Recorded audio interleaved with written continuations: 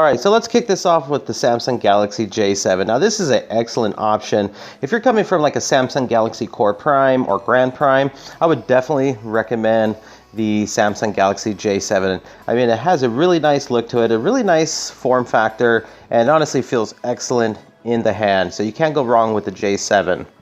Moving on from that, we have the LG Stylo 2 Plus. Now this is a very nice device also. If you are more interested in LG type devices, you're coming from like an LG Leon, I would definitely recommend the LG Stylo 2 Plus. I mean, it's very thin, very lightweight in the hand, has a stylus, excellent device. Now moving on to the Zte Zmax Pro, this device is built very solid. This is going to be larger than the other two, but it has a really nice build to it. Now if you're interested in more of the Nexus type of devices, not the Pixel, but the Nexus, this is the one that I'm going to recommend to you. The Zte Zmax Pro, really nice back color, blue, USB Type-C on the bottom. You just can't go wrong with the Zmax Pro either. Alright, so let's move on to battery. So on the LG Stylo 2 Plus, you get a removable back, and you also get a removable 2,900 milliamp battery. On the Samsung Galaxy J7, you're getting a 3,000 milliamp battery. Both of these have micro SD card slots for expandable storage. You're going to get a full day out of both of these. Next, we got the Zte Zmax Pro. Now this doesn't have a removable back, but it does have a larger battery than the other two. This has a 3,400 milliamp battery, and battery life is excellent. You're going to get a full day on this device as well. One of my favorite features about the Samsung Galaxy J7 is its display. This has a 5.5-inch display, so it's a little smaller than the other two, and this is a 720p Super AMOLED display. So even though this is not 1080p, this actually looks better than some 1080p displays out there because it's Super AMOLED. Now moving on to the camera, you get a 13 megapixel rear-facing camera, and then you get a 5 megapixel front-facing camera with flash. Now the images that the J7 produce are very, very nice. Samsung is known for having some of the best cameras out there. You get a lot of different modes here: sports, sound and shot, pro, beauty and face, continuous shot. Samsung Galaxy J7 also has 16 gigabytes of ROM, 2 gigabytes of RAM. This device is also packing NFC, and it has a variety of features in the settings area there. And it's also rocking Marshmallow on the J7. So highly recommend Samsung Galaxy J7. Now moving on to the LG Stylo 2 Plus, you get a little bit of a larger display than the J7. This has a 5.7-inch HD IPS touchscreen. So that's going to be a 720p resolution, and honestly the 720p display looks really, really nice on the LG Stylo 2 Plus. Another great feature or benefit with the Stylo 2 Plus is the stylus. So this is going to be great for taking down notes, doing some drawings, some sketches. It's a very, very useful tool.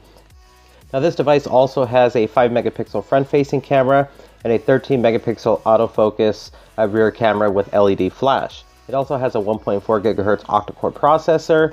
Again, you get the 16 gigabytes of onboard memory and 2 gigabytes of RAM on this device. Another great feature which I love to use on the LG Stylo 2 Plus is the dual window feature. So all you have to do is grab an app and then drag it one up to the top, and then you drag another one down to the bottom, and now you can use two applications at the same time.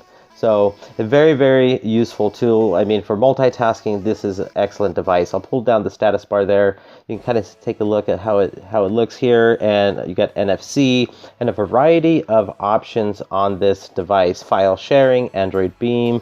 I mean, there's just so much that is included on the LG Stylo 2 Plus. Going to About Phone, going to software. This is also rocking Android 6.0.1 Marshmallow. So if you're interested in a LG device from Metro PCS, this is going to be the best option for you. It just is a all-around great phone, and not to mention the fingerprint scanner on this device is very accurate, and I absolutely love using it. So let's move on to the big boy here, the Zte Zmax Pro. Now this device is rocking a larger display than the other two. This is a 6-inch Full HD LCD touchscreen. You're going to get a 1080p resolution on this display here, and it looks really, really sharp. You're going to get practically a near stock Android experience on this device.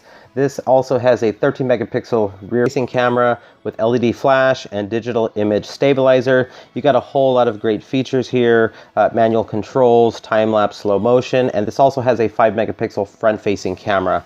Now this device also has a 1.5 gigahertz octa-core processor, so basically anything you throw at this device, it's going to be able to handle it pretty well. Every game off the Play Store, there's going to be no issue whatsoever. And moving on to settings here, you also get internal storage is 32 gigabytes of internal memory, which is excellent. You get 2 gigabytes of RAM. And scrolling down, you also get Android 6.0.1 Marshmallow on this device. We just got a update on the Zte Zmax Pro here, so you got some new added features, new security patch, you got a video calling feature. I mean, this is a really great device to pick up. On instant rebate, it's $99, and you're gonna get a really good device here. Like I said, if you like more of a Nexus type of a device, then the ZTE Zmax Pro is definitely going to be the device for you. It has that nice fingerprint scanner in the back, and it's an overall excellent device.